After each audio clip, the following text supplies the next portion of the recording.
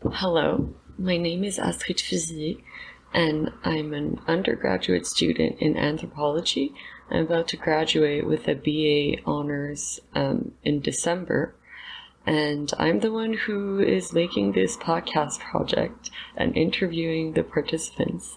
So this podcast is an experimental part of my research project, and this is the end of the experimental portion of the project, and I've interviewed a couple of people so far, and I was very amazed by how open they were about their experiences and how willing they were to talk to me and really share their stories. So, anthropology, what I study socio-cultural anthropology. So it's kind of like archaeology, but instead of like physical artifacts, we just kind of try to grasp intangible cultural heritage that goes around. And I really felt like I was kind of excavating these people's stories, and I thought it would only be fair that to show my gratitude, I would also excavate my own story and share it with the public. So I'm going to interview myself. I have my interview questions, the ones that I used for the other participants. I have them in front of me, and I'll just try to go through them. This is pretty raw, like I won't edit it, although I really could, and it's a bit uncomfortable to listen to my own self speaking, but I'll try to do my best to be as honest as possible. So, the first question is, could you please tell me about yourself? So my name is Astrid. I'm speaking to you in English, but I was actually born in France. I'm 25 years old. When I was 6 months old, my family moved to Montreal in Canada, and so I grew up here. My mother put me in figure skating when I was 2 in an English-speaking part of Montreal, so I was pretty much immersed in the English language. I was skating 6 times a week till the age of about 14, so that's why I can speak English and study in English as well, so I'm very grateful for that.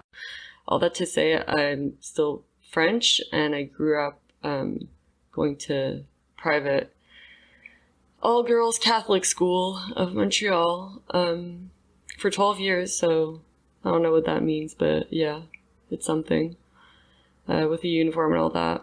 And I met great people there. My parents got divorced when I was a child, and my dad moved back to France, so I've been going back and forth from France to Canada. I'm giving away a lot more than my participants did, but I like to make this part of my story clear, because or else people kind of get confused as to where I am or what language I'm speaking. I went through a bunch of I was like a science student at first because I didn't really know what to do with my life, and I was good in science, so my socioeconomic background asks that if you're a science student, you just go with it. If you have good grades in science, you just go in that lane, because apparently it opens up more doors. But I also really liked philosophy and such, so I started university in more science fields, and then I switched. I had a little burnout there and a little hiatus period, and now I'm finishing a degree in anthropology. That's it. Apart from that, I practice martial arts, so Muay Thai, Thai boxing, Apex Martial Arts downtown, and I started a bit of Jiu-Jitsu recently. So do I practice any form of martial arts and combat sports? If so, what? Yeah, exactly that. What are my goals with this practice? So, honestly, today, it would be to use my martial arts practice as a tool for my academic pursuits, kind of like what I'm doing now. So I'm studying martial arts in school. I've found a way, as well as practicing it, and every time I practice it, I discover more things about the practice, the environment, about myself, and then I can analyze that, which is very interesting, because martial arts is a physical practice, but there's a lot of philosophy around it. There's a lot of social aspects that are very interesting to me. So other goals today would be to eventually fight, as of this day, but I mean, this has pretty recent, because if you were to ask me a month ago, it wouldn't be this. I'm interested in Muay Thai, but I really don't know where this is going. I've never fought before, also because of the current situation in Quebec and Montreal. But I'm also interested in MMA because Jiu-Jitsu is fun. So how did I encounter the martial arts and combat sports community of Montreal? This is a weird one. So I'm going to try to be as honest as possible without putting anyone in an uncomfortable position. In 2018, I was living in France and I was in a kind of a lost time in my life, and I listened to a Joe Rogan episode interviewing Guy Ritchie because I had just viewed the film Snatch and I really liked it, and I really liked the rhythm. Just it was like funny but also action. So I don't know, I just like checked out an interview of Guy Ritchie and it was Joe Rogan, and then they were talking about jiu-jitsu, and then Guy Ritchie was like, yeah, you know, I do it 5 times a week, like I've done it a long time. And it really felt like this practice of jiu-jitsu, I didn't even know what it was helping him to have like a sustainable life in which he could really like focus on his goals and like write a movie and make a movie, which is a very hard thing to do, and it takes a lot of effort and a lot of time. So I was like, huh. And again, I was at a lost time, and I knew I wanted to move, so I joined a local jiu-jitsu gym for like a month, and they had a gi, and it was like a bit odd, honestly. Then whatever, like, stuff happened, and I had to come back to Montreal pretty quick that fall. And then in 2019, in the spring, I had like forgotten about martial arts. And one day I met someone not in that context at all. And like, they were involved in martial arts, sorry. So they practiced it and they coached as well. And they told me about it, and they were like, oh, you should totally come to try it out, because I seemed very interested by it, but I didn't even know what it was. I was just like interested by the person, because they had like a very calm vibe, which I wasn't used to. Because if I were to compare myself to a dog, which is a good thing because dogs are awesome, I would be like a miniature poodle compared to that person. And like a groomed miniature poodle who like thinks they're like super terrifying, but when they bark it goes like murmur. And then that person's energy was more like Doberman vibes, which is like the utmost compliment because I really love Doberman. I think they're beautiful. So I was like, wow, this is like an actual real, you know, it's like the real deal. Like, what is this type of... And then I was like, oh, they do martial arts, so maybe if I want to have that kind of vibe for myself, because it felt very grounded and like authentic, I should try it out as well. So it was a nice encounter. It was a very nice one. But then I kind of like put it aside because I was like, no, like martial arts, it's still a bit weird. Like it seems like a kind of dark environment. I don't know if I want to go into that, because like, although a Doberman is a beautiful dog, there's also, I mean, it can be scary, but for good reasons, maybe. Anyways, so all that to say, a couple months later, I was bored and I didn't have anything to do, so I just went up to that person's gym. And I started training and I really loved it, and to this day I'm still training. So this is how I encountered the martial arts and combat sports community of Montreal. In which ways do I identify with the community? So I identify with the community of like larger martial arts and combat sports. I'm actually the one who like kind of like coined the phrase martial arts and combat sports community of Montreal. And I know that to a lot of people it doesn't make any sense, because like some people will not really view it as a community. I took a class on community at some point during my degree, and it really like dismantled the term and kind of made me aware that community is like a very broad term that could signify a lot of things.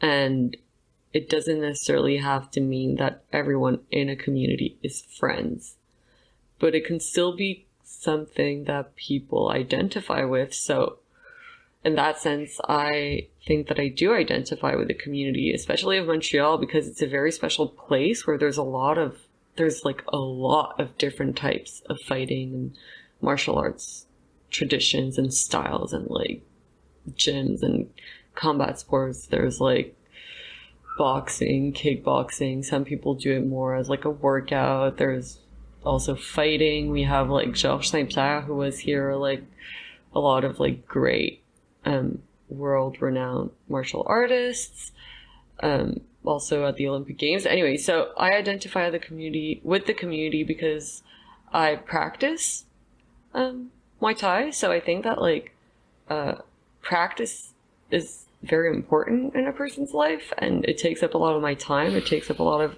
organization just to like get to the gym, prepare my clothes, shower after, make sure that I eat enough before practice, prepare my water bottle, make sure that I drink enough throughout the day, like all that sustaining myself around that practice. I think it's something that a lot of people in that community have to do, and it creates a sort of discipline. Yeah, and then I just, like, since I'm with a bunch of people who also do that and also have to go through these little details, very mundane details of daily life, it still kind of sets us apart from people who don't do these things. And further than, like, let's say just going to a regular gym, martial arts and combat sports, you also have like this whole social aspect where it's like, usually a gym is kind of your community, and you actually talk to the people there and you engage with them every practice, which you don't necessarily do if you go to a regular fitness gym. So there's this, so that's like the more like mundane aspect, the more social aspect. And then on the emotional level too, like every practice is pretty, it gets introspective because you test out your resistance to pain, you're resistant to also being frustrated when you can't do something new, because every practice you learn something new. You're also usually like facing an opponent or a training partner, and then you're confronted to the fact that like maybe that person is better than you, and then you have to work harder if you want to pull out that move in front of them and that it actually works. So it like forces you to set your ego aside for some time, which is something good in our society. So now, I'll move on to questions about the COVID-19 pandemic. So onto pre-pandemic questions. How often was I in contact with the community before the COVID-19 pandemic? So before the pandemic hit, I was like at my most training. So like I started Muay Thai, and then I got, like, the first training I remember I was super sore, and then I was like, I have to go again because like there was something there, and like although I'm sore, if I go again right away, I'll be able to, but if I wait, I'll be like, I was so sore that I'll never go again. So I just like started going twice a week pretty instantly. And then at some point I was training with someone who was like a lot better than me, so she pushed me really hard, and I got into that state of flow. I remember that time, and it was like I was high or something, and I had like a boost of endorphins, and I just felt like it was just like all flowing, and it was a very amazing feeling. And then after that class, I was like, okay, I want the unlimited membership. And I like unlocked it, and then started coming 4 times a week, which is a lot because I was also working part-time and like in school full-time, and then yeah, it was a lot. And I started sparring, so I was like in contact with the community 4 times a week, like solid. And then COVID hit. So anyways, but what was my perception of the community before the COVID-19 pandemic? So it's definitely like a strange one, a strange community. It was actually my first experience of community as like an adult.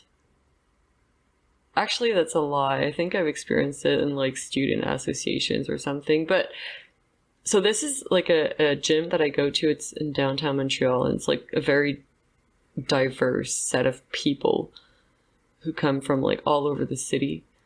And just even like walking to the gym is like an adventure, because there's like all these types of different restaurants, like people have all these different styles. And I wasn't really used to that, because what I'd experienced from Montreal, I said, like, I went to an all-girls school for 12 years, and then I was into pretty, like, a private stage up and stuff. I like evolved in areas that were very homogenized in terms of like architecture, how people dress, like what people do, how they look, how they speak. So like every time I would go to the gym, it would be like genre une bouffée d'air frais. Like I would just always experience something different. I would always like meet someone different.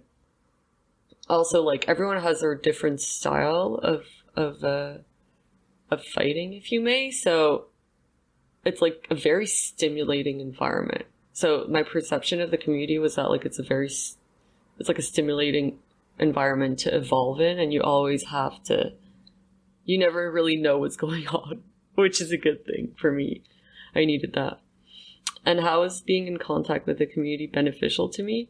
So, like when I was thinking of doing this interview or interview myself, I had a lot of very dark thoughts this morning, actually, where I was like, maybe I should go into like the truth of the matter. Because martial arts is a very intense, depending on the martial art you do and depending your relationship to it, it can be a very intense, like cathartic practice in a sense that can help you deal with a lot of trauma. On other days, it could just be a lot of fun. So it's like it would be a bit odd to go into the trauma part. Especially for you guys who are listening to me, I don't necessarily want to traumatize you. So I'll just say that being in contact with the community was beneficial to me because it's a very supportive environment. People are in that same mindset where they just want to like push themselves, better themselves, work on themselves to improve, to learn new techniques, to also like share a good vibe with their training partners, be attentive to others. I learned how to like sometimes put my ego aside and learn to relax in a stressful situation. Let's say when I was sparring, I would get like very, very intense, and like I would be unable to manage my anger, mostly at myself. If I wasn't able to like perform, I would get very angry at myself, and then I would just like lose it. And then I would start hitting the person very hard, which is like not something you want to do because they're your training partners. And the goal of sparring isn't to like hurt the other person. It's just to like try to be fluid and like actually apply some techniques. Not just like hit whenever or wherever because you're panicking, because you're like, oh my God, I'm being attacked. So that's something that was very beneficial to me, to be able to have like that safe, structured environment where I could like learn how to express my anger in a like compose and like control way, and not let it, just not like drown in my emotions, because I realized that I was like a super emotional person, and it was really good for me. Like I really needed that. A lot of it, I was able to like let go of a lot of like negativity or like a lot of like bad thought patterns that I had. So it was very beneficial. I also made a bunch of friends, so that's fun. So now, present pandemic situation questions. Since the COVID-19 pandemic, how and how often are you in contact with the community? So I'll go back to March 2020. So like I heard about the first cases, Concordia closed, the gym closed, everything moved online. I tried to continue, but I was like very motivated at first, but then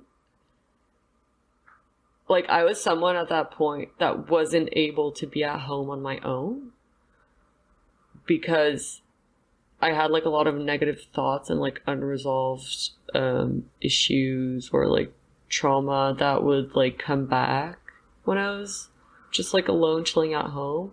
So I would always have to be like on the go and like doing something and like exhausting myself just so that I didn't have to think about these things. So I was either like at the gym, at school, or working, or with some friends, and I was never at home. So then the pandemic came and I was at home. And then like within a couple months, it just like all came back.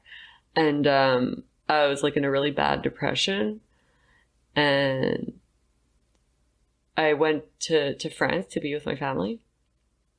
And I thought like it was over with like the martial arts thing, because anyways like everything closed. Like how would such a physical and like contact practice continue in such a world where like when you see someone across the street you like move out of the way, or I don't know, you know? So it felt like a bit like a lost case. But eventually I was like, oh, maybe I should try to do something else. So like I tried like a pole dancing class, and I was like, yeah, that's fun. And the teacher was like, oh yeah, you're really good, like you're super fit. And I was like, yeah, I do Muay Thai. And then I realized like, why did I just say that? I don't even do it anymore. But maybe I actually identify more than I thought with it, and maybe I should try it again. So I ended up looking for a gym, and then I joined a gym in France, which was a very good gym. Votre, in the south of France. There were a lot of pro fighters. So in the fall of 2020, sorry, I was training again like 4 times a week. I also did like Tai Chi twice a week, which was very calming. And so that's like 6 times a week actually that was training. I also did that, like so much training, because I was doing school online during 2020 because of COVID. And I was in France continuing my degree at Concordia University. So like with the jet lag and everything, it was very much a lonely and solitary experience. And I knew that I had to have like that physical structure of the martial arts dojo, where I would go at a set time, where people would meet me there. I would be in contact with people. I would be able to have like a release. That was like my only condition to doing that school thing online. Because or else I was like, there's no way I can just like stay inside all day in front of my computer, be alone. Like it doesn't make sense. Like you can't live like this. But then eventually in France, it was like terrible. And the dojos closed again in the fall. And then there was like a curfew at 6. Like everything was just like too much.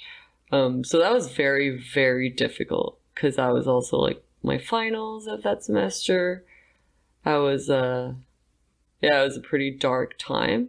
And that's around the time where I didn't have access to a martial arts dojo, training partners, whatever, that I eventually thought of studying martial arts, since I wasn't able to like practice it. I was like, what do anthropologists say about this whole thing? Because I mean, it seems to mean a lot to me, and it has like a very intense effect on me and on my life and on like humans in general. So I started looking into it, and I ended up working throughout the year. I was taking an honors thesis class, so I had to write like 40 pages by April on a subject of my choice. And it ended up I really tried to like not address it, because I don't know why. There's something about martial arts that kind of scare me too, because it like confronts you to a lot of things. So I really tried to like stay away, but eventually so my 40-page paper was like a research paper, because that's what you do in academia.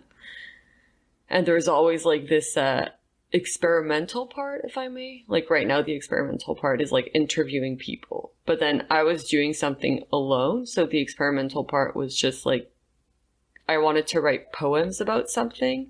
And essentially, at first, I wanted to do that paper about multiculturalism, and how like I was French, Canadian, speaking English, French, whatever, kind of confused about that and what that meant, like on a wider anyways, so I was like, let's write poems about my multiculturalism, sorry, it's a really hard word to say. And so at some point I sat down one night and I was like, this is the time, like I can feel the words coming out of me. And I just wrote a poem about sparring and like a sparring session at my Muay Thai gym in Montreal. And another poem about like skipping rope, because that's what you do to warm up. And then I was like, wow, good job, Astrid. Like, this is not what you were looking for. Like, how are you going to analyze this through the multicultural lens? So I was kind of mad at myself, but then I realized that, like, in the end, after like a lot of reading and a lot of like banging my head on a wall, it was like the Muay Thai gym was the only place where all these questions of like multiculturalism weren't really a thing in a sense, because you're able to like have an encounter with someone. You don't even really have to talk. You can just like smile, nod, and like fist pump the person. Then you engage in this physical dialogue through like punching, kicking, whatever, doing the drill that the teacher, the instructor is showing you. You have like this it's like almost like an intimate moment with the person that you're training with, because you're like pretty close. You have to like, you like risk hitting them. It's like a very intense thing. And then you haven't even necessarily said a word. And then you end the class and you're like, thank you. And you thank the person. And you're really grateful for the person that they were like willing to use their energy to help you train and improve. So you've created this kind of bond with someone without even having to say like, hi, how are you? Where were you born? What school do you go to? What do you do? Like, why do you speak English, but you say you're French? So I realized like that on top of all that, like emotional, like deal with your anger or whatever, like get fit or get abs or die trying type of thing, or like be a super good fighter, there was also a very interesting like social and cultural aspect to the environment of martial arts, where you just like meet someone, you don't really care where they come from, you don't care what language they speak, the color of their skin, like their body shape, whatever, if they like peanuts or if they're, yeah, that was random, but anyways, sorry. You just like engage, and I thought that was beautiful, so I ended up doing my paper on that. So I wasn't like in contact with the community, it was more like in my head during the pandemic, because the gyms didn't reopen, but I really like merged onto the more intellectual aspect. So that's how the next question was like, how do you think that my involvement with the community was being transformed by the COVID-19 pandemic? So that's how it was transformed. It became like, it went from a very just like physical practice, almost like emotional, but something very like physical, that it became like an academic pursuit, because I didn't have access to the physical part of it. So I just like merged on to the more intellectual one.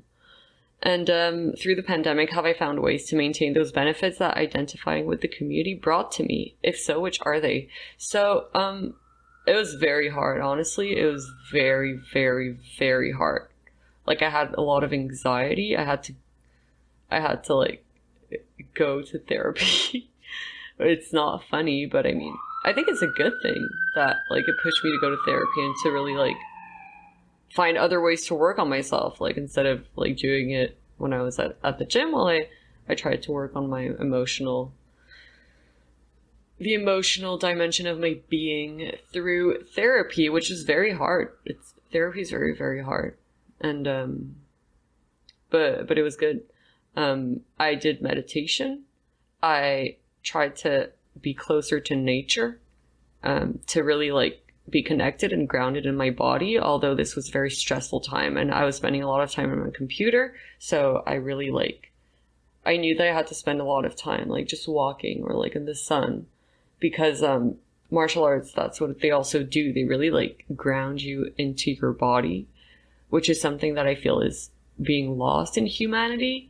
It's very easy to just like sit on the couch or like sit at the computer all day, then eat sitting, and then you haven't really used your body. All you've done is like use your mind for productivity. But our bodies are beautiful machines, and we can perceive so many things with our bodies that we can't with our minds. So finding ways to like ground ourselves into our bodies is very important. But I've never really found anything that close to martial arts. So eventually I had my like boxing gloves and whatever, but I bought the pads to like train with my friend, and I was like, we're gonna do boxing now because I really need someone to train with. So I just like would use my friends to just hold pads for me. But it would like, I would just do like jab cross, but that was still enough. I also did a lot of shadow boxing and rope skipping, but yeah, that's it. So now future-oriented questions. So how would I like the community to be perceived by the public in the future? So that's an interesting question that I imagined there. So it kind of has a premise of like, how do you think the community is perceived by the public right now? So I did this because when I actually encountered the martial arts and combat sports community of Montreal, I was your typical like white girl from bougie private schools who thought she was cool, but then like, this is sounding weird.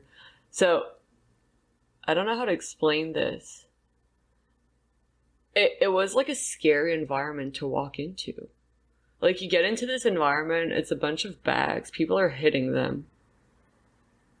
I told you I did figure skating for 12 years, so like essentially it was like glitter dresses and like hairspray, and you would do like spirals and twists and spins. Although figure skating is a brutal sport, brutal sport. You fall all the time. You need a lot of balance. It's like high impact on the knees because you just jump and land on one foot on a tiny blade, full speed. Like, it's intense. But the whole aesthetic of figure skating is very different from that of Muay Thai. And so I got into the Muay Thai gym, and it was like, yeah, these huge leather bags, like hardcore music, like gangster rap, like always like heavy metal. And then I just walk in, and also like very masculine. And I'm like, hey guys. And I was kind of very intimidated, but I soon realized that everyone was actually very nice. And like, these people from that community are some of the kindest people I've met in my life. And that I like misjudged them at first because I thought that since they kind of looked tough, they were not nice people. And that since I didn't look tough, I was a nice person because I was like smiling all the time and all bubbly and all that. But then I realized that like all of that, like what I thought was something was actually the complete opposite. And I wasn't necessarily the nice person just because I was smiling all the time. And they were actually people who were like trying to live with like integrity and a lot more like authentic to themselves than I had been. So that's why I asked that question, like, how would you like the community to be perceived by the public in the future? Because I kind of see myself as the public, having judged that community just because of a certain aesthetic. Also, again, like a lot of diversity, which is like a beautiful thing, but it can be off-putting to always have to like adapt to other people and to never really know like who you're going to train with and to just be open-minded. It's not an easy thing to do for everyone. So I would like the community to be perceived as a community of people who care. They care a lot about what they do. They're very passionate about what they do. They care about finding the best ways to transmit their knowledge and to give like the best quality classes possible to the people who walk into their gym, and that the people who walk into their gym are satisfied with what they've learned with their training, that they feel good about themselves, that they increase their confidence, that if they have a question, they can just like go up to talk to anyone there, and that the person will be open to listen and to give their advice if that's what's asked from them, or just to listen. So I'd like for that community to be perceived as a very beautiful one, and very, very caring. What can be done to work towards the community being perceived in this way? Well, this podcast is mainly what I can do about it. Also, just like continuing to maybe just like go there and talk to my friends about it and how cool it is, and just by how I conduct myself in the, if I may, exterior world, like outside the gym, maybe that will reflect well on like the community, because they'll see some of the values that I cherish that come from my practice. So yeah, just like how I conduct myself in everyday life, and I hope I can do better with that. So we live in times of uncertainty. How do I imagine a future for the community to pursue their practices in a sustainable manner despite this uncertainty? So I've got a lot of different responses from my participants, which were very interesting. Zoom classes are limited. I think you really need someone to train with. So it's important that people from the community who are like now aware that we live in times of uncertainty, and that like we don't know what's going to happen. Hopefully it'll just go uphill from here, but if ever there's like another lockdown, or we're in a situation where we can't access the gym, to maybe have like a close contact bubble, like a friend that you know, if anything happens, you can still maybe just like see that person, just like be two of you training to kind of maintain your practice and maintain physical contact with someone, because that's a very important thing that has been lost. So keep your sparring or training partners close and your opponents closer. I don't know if anyone got that joke, but whatever. So now the last questions are about the subject of amateur competitions of non-Olympic combat sports in Montreal and Quebec. So what do I think about officially legalizing amateur competitions of kickboxing, Muay Thai, Jiu-Jitsu, and mixed martial arts in Montreal and Quebec? So like this whole COVID thing, that whole like pandemic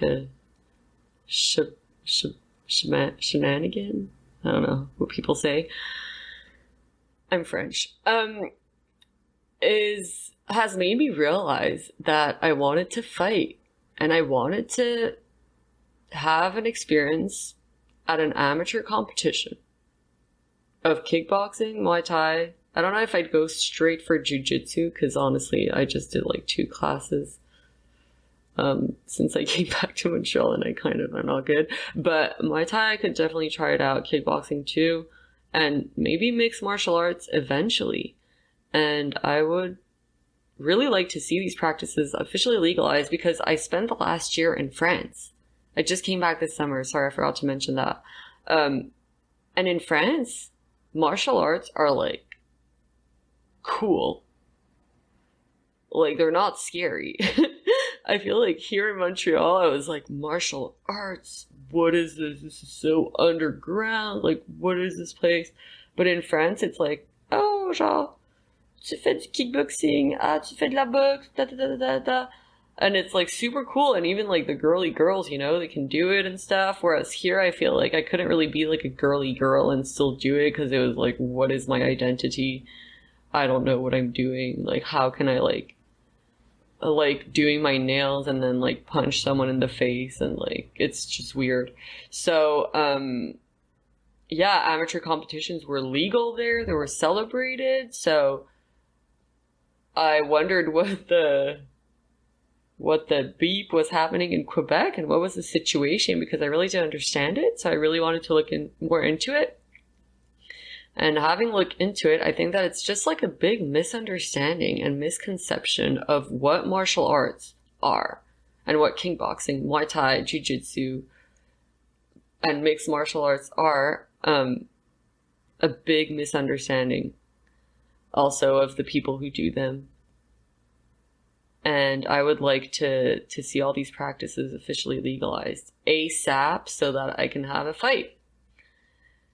Also, since they're not officially legalized in Montreal and Quebec, I want to mention that a lot of people have to go to other provinces to fight, or the states. So this loses a lot of local fighters, but that's like one thing. But the other thing is that some people will organize fights on Indigenous reserves around Montreal so that people could still fight. And that's a beautiful thing. And I want to thank the people of the Indigenous reserves around Montreal that they let the community practice and like compete on their lands, because there's a very complicated history of land grabs, and the fact that like these Indigenous communities would let us come onto their lands to do these things. It's like a very honorable thing, because yeah, it's a complicated situation here in around Montreal. So thank you, let's say Kanizatake, Kanawake. I don't know if there's fights in Kanawake, but anyways. And like the Quebec government, I think, is kind of aware of that, and it would just be so much more simple if we could just like practice on our own, on our own Quebec lands, instead of having to go to the Indigenous reserves. So what benefits could those amateur competitions bring to the community if they were officially legalized in a world marked by uncertainty? So I would really like to compete, because I used to compete figure skating, and it gave me, like, before I stopped figure skating, like, I don't even think I had anxiety. Maybe I was, but I mean, like, I was just like focused on my goals. I wasn't really depressed. I was just like I was young too, but it gave me like a sense of, I was able to see things from a like broader perspective, also be able to plan ahead. Like what will I be doing in 1 year? What will I be doing in 2 years? And since I quit figure skating, it was very hard for me to project myself in the future, because I didn't have clear goals for myself. I didn't have like something that I really liked to viscerally do, that I would be like, if I have a goal for this practice in 2 years, like let's say like by the time I'm like 27, I want to have like this type of fight or whatever, or like competition, be at like that level in competition.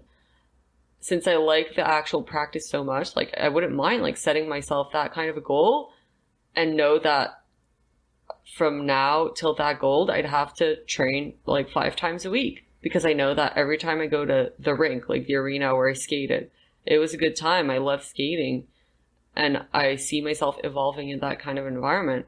So same with fighting. Like I would like to, let's say, have those competitions to be able to set myself some clear goals, with like a date, an opponent, to then practice and then test out my skills in practice. And the whole journey of getting there is something that's beautiful, that you work very hard with your teammates, from what I understand, and that I'd like to experience. So that's it. Now my mom is calling me, so I'll have to go. But that was pretty much my interview of myself to you guys, and I hope you enjoy. Take care.